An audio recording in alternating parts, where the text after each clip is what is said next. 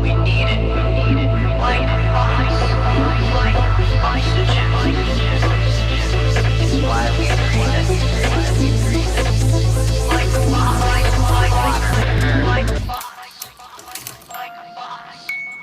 Like a boss. Hello, everyone. Yes, it is time for that Women in Tech Like a Boss podcast. I know you've been waiting all week for the latest episode, and here we go. We're delighted to have Noramay Cadena in the audience today with us as our guest. She has a Bachelor of Science and Master's in Science in Mechanical and Systems Engineering from MIT and an MBA from Sloan. If that's not enough, she's a champion of Latinas and STEM. She's worked at Boeing and Amgen, doing everything from building satellites and seatbelts to other complex projects. Today, Noramay runs MiLA, a capital firm focused on early stage technology that you can touch. Hello, Noramay. Hello, Loralyn. Thanks for having me. Yeah, well, we're excited. Let's dive right in. You've got an accelerator down there in LA and a number of companies in your portfolio. What can you tell us about them? Yeah, I'm excited to chat with you. So MiLA Capital is an early stage venture fund. When we started back in 2015 here in LA, there was a need for an accelerator program to really bring resources together. After running that for 5 years, we decided last year that it was a program that was no longer needed by founders. Founders are coming to us with incredible knowledge and experience already. And so we no longer run the accelerator, but we're still a venture fund making bets on really early stage founders. Is there any one thing that you find all of your founders have in common? I think an ability to visualize something that isn't there and to find satisfaction in really small wins toward a really big goal.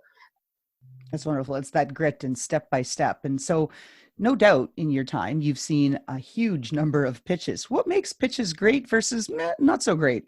I think about two things with pitches, and we get asked this a lot from founders. So firstly, think about speeches and speakers.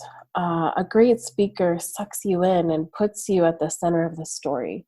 You feel their pain. You want to see the protagonist win. It's the same with a great pitch. So that ability to storytell and bring someone into your journey and make them root for you. And secondly, an ability to answer questions and to field questions with the right balance of confidence and humility. And this is hard. If we take a look at MiLA Capital, what's the vision on how to change the world?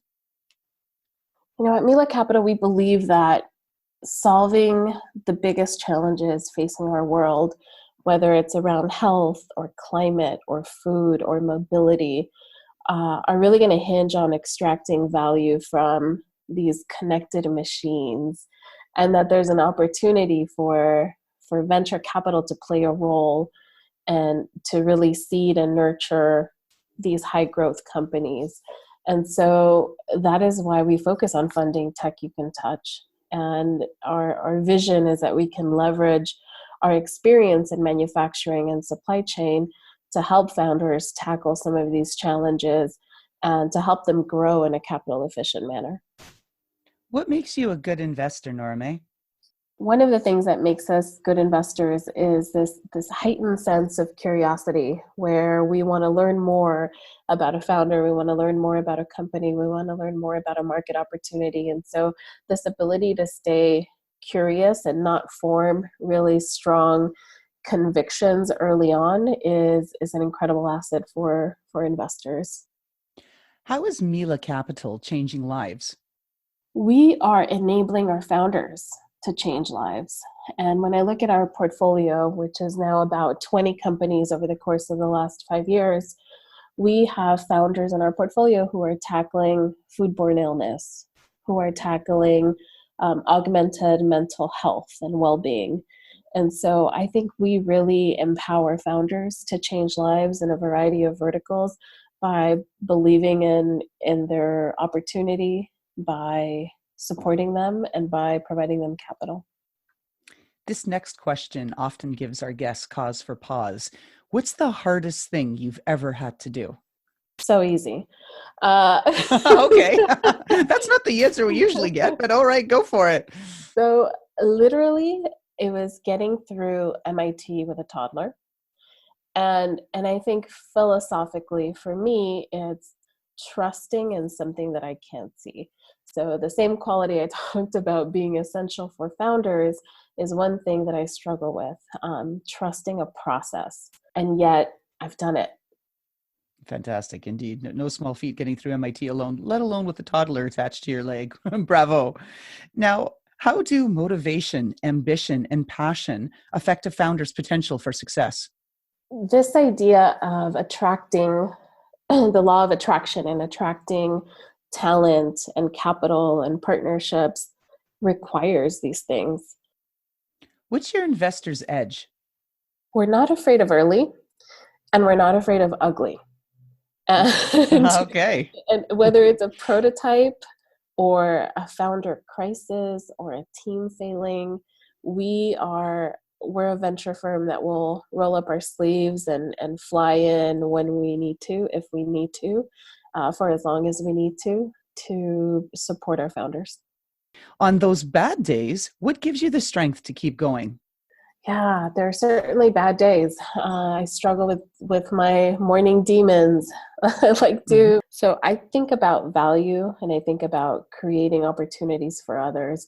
In early stage investing, we're often in the position to dictate who gets the opportunity to move forward. I want to create opportunities where opportunities were not available previously. And that idea of impacting systemic change along venture capital is what really helps me wake up each morning.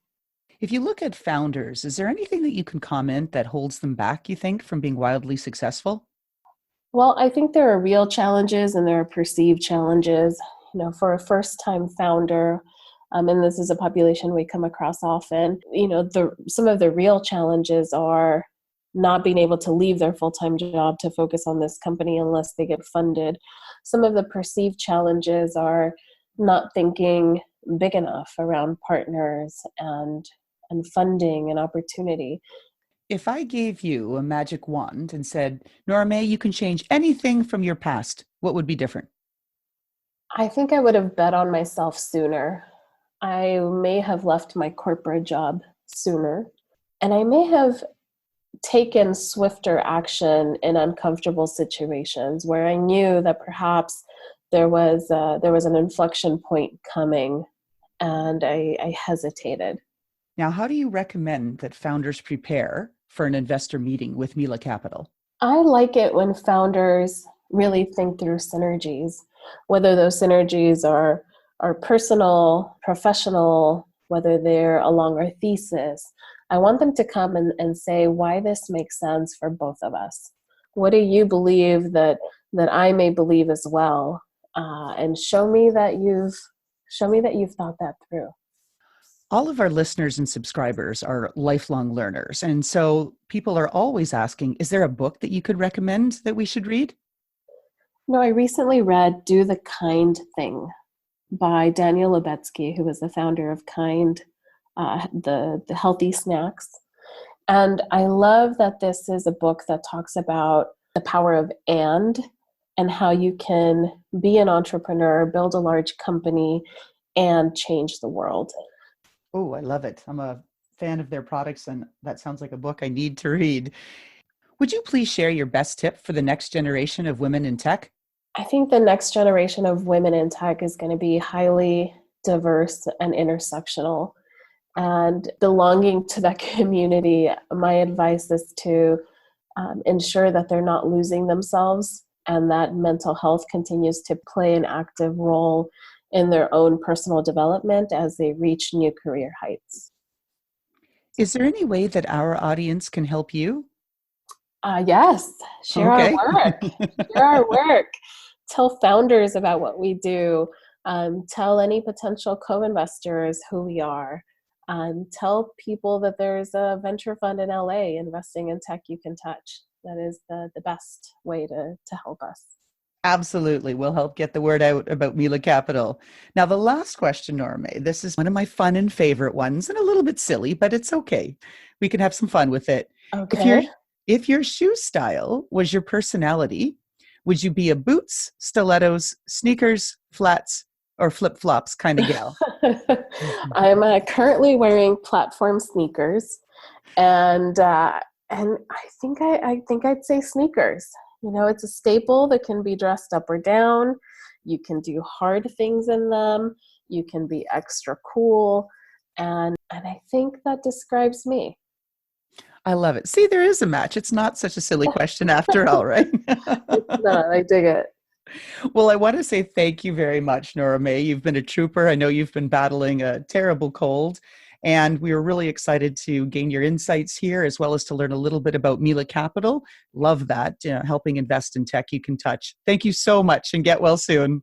Thank you. Appreciate it. And how about that fantastic intro by Touch Circle?